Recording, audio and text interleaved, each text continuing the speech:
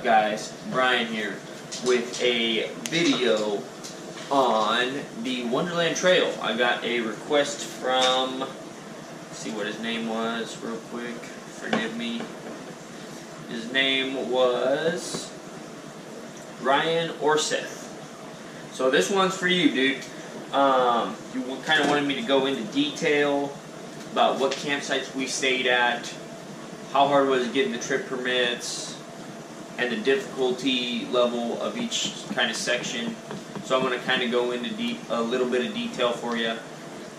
It has been, what, how many months since we did it? December? August. It's been about 5 months since we did it, so it's not as fresh in my mind. But trust me, when you do a hike that brutal, you don't really forget. So, first night, we went to, well, actually I'll just start with the trip permits. So trip permits, I believe you have to go online and you can pay for your campsites in advance. You have to pay for them in advance, right? It's like $20 for the whole time you're there, right? At least that's what we paid. And what we did was we emailed them our itinerary, our list of campsites we wanted to stay at, how many days we wanted to be there. And basically it's kind of like a first come, first served system.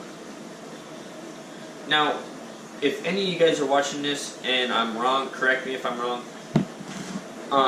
But we did that back in March, I believe. I believe March is the opening day, March 16th or something, or March 20th, I don't remember. But you have to put it in, you don't have to put it in that day, but that's the day it opens. And if you put it in that day, you're more likely to get your, your slot, the week you want, or the 10 days, 9 days, 3 days, to do your trip, okay? And you basically fill out this form. My grandpa just filled it out. We put the campsites we wanted to stay at, how long we wanted to be there. We wanted to do it in 10 days. That was what we planned on doing it in. But then they gave us the option to only do it in 9 days. So we were forced to do it in 9 days. And then, but because me and my grandpa were cruising so good, and we got our hiking legs under us, we decided to do it in 8. That way I could get back at a decent hour. I could get some rest before I woke up at 1:50 the next morning to go into work. So we did it in 8 days. I do not recommend doing it in 8 days unless you're very athletic, or you have experience hiking, and I mean lots of experience hiking. My grandfather and I, we've done a few 50-milers. I mean, we don't go on the ACT or the PCT or anything like that, but, we were in Boy Scouts. I was in Boy Scouts growing up my whole life, so we did a lot of hiking, and not a lot, I mean, maybe like once every 2 or 3 months. Can you turn that off, honey? You're interrupting my video. Can't have any noises like that. I'm going to have to edit that out. Edit that whole section out. Here. Now I lost my groove. We're in Boy Scouts. We did a lot of hikes. Me and my grandfather have done 2 50-milers. So, I mean, we've never done a 100-miler per se. There was one time where it's debatable whether or not we did 100 miles or not. If you ask some people, they'll say we did 100 miles. If you ask some, they'll say, oh, it was close, but it wasn't 100. Anyways, more on that tale some other day, if you actually know me and you want to know. Or just leave it in the comments if you really want to know. I'll tell you. But not during this video. So,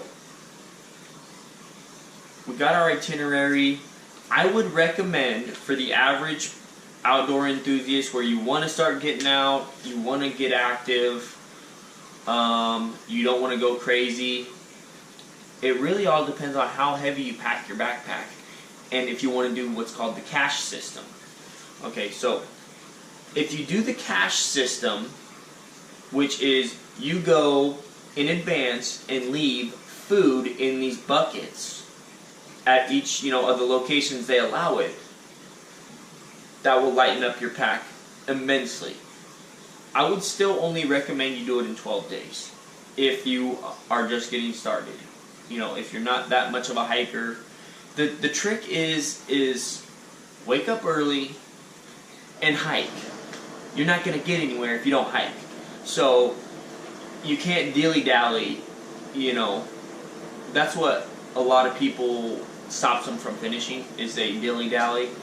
So wake up early, 5 or 6 in the morning. Me and my grandpa woke up earlier than that sometimes, and we just hiked, and then we would be done hiking by 3 o'clock, and then we had the rest of the day to, do some exploring and, that kind of stuff. Get water, cook, eat. For lunches, we did small lunches, and for breakfast, we did small breakfast, but for dinner, we kind of went all out on dinner, it seemed like. Dinner was our main meal.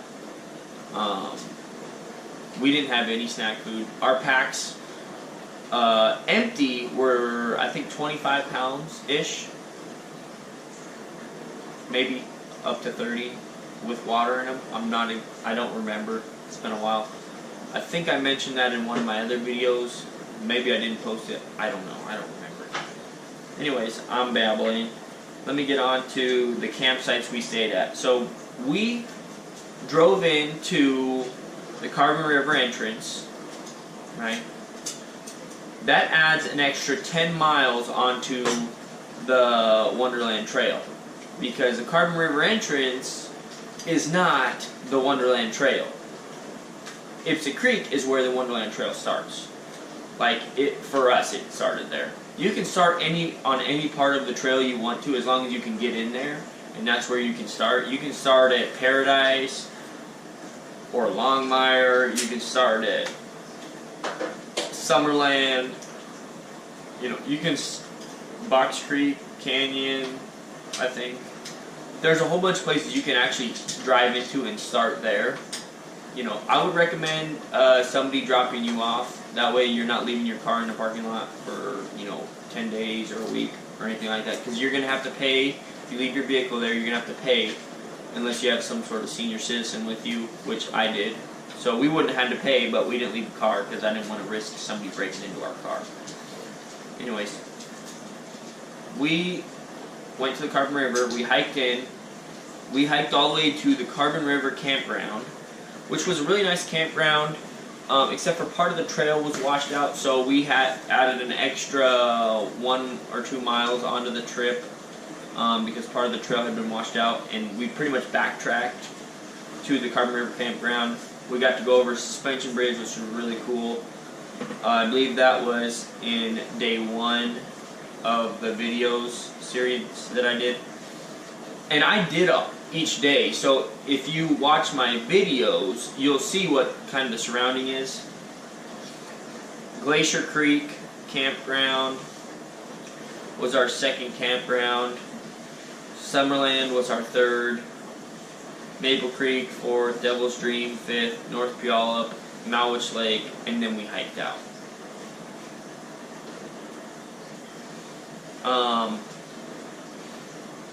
My favorite campsite out of them all that we stayed at, personally, was Summerland.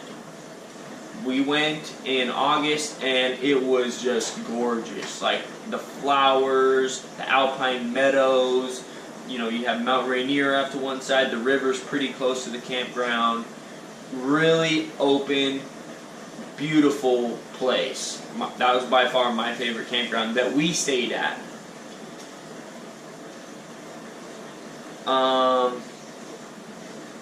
If I could choose one other campsite that we would have stayed at that we didn't, it would have been Indian Bar, the group campsite. Because Indian Bar was basically this big valley, right? Pretend I'm the mountain, and then there's this valley that goes down, there's this river that comes down, and then there's this stone cabin. It was so cool looking. Go back and check that video out. You will like the video I did on that. and that was from Summerland to Maple Creek, in between there. So yeah, there are some really, really tough places. Basically, the whole trail is tough. I'm not going to sugarcoat it for you guys. You go up one mountain, you go down another. You go up one mountain, you go down another. And you do that at least 2 times. We did it in 8 days. So we went up about 2 mountains a day and down 2 mountains a day. But there were some days where we went up 4 and down 4. You know, up one side of the hill, down, because the mountain is kind of rugged. You know, it's not flat all the way around. It is literally up, down, up, down, up, down. And I wish I had my map on me to kind of show you.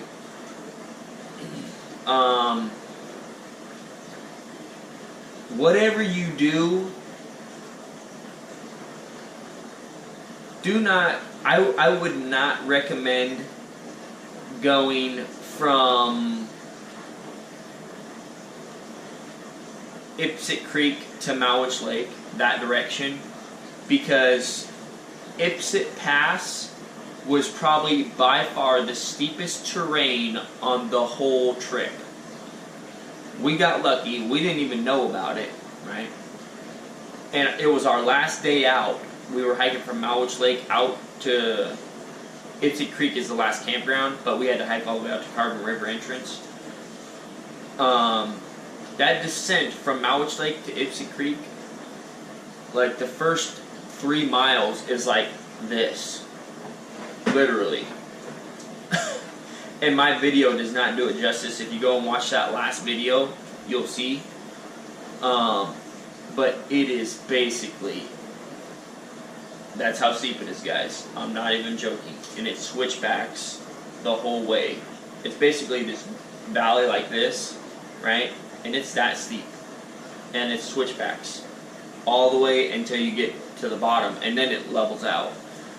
But those 3 miles, yeah, if we wouldn't have... Oh, another thing I would recommend for everyone. Bring 2 hiking poles. Do not do it without hiking poles, guys. You will blow your knees out. You will blow your ankles out. Your feet will kill you. Your back will thank you. Bring hiking poles. If I can give anybody advice, that would be the advice I give you. Because you can just take it slow and do it, but hiking poles will save you a ton of heartache.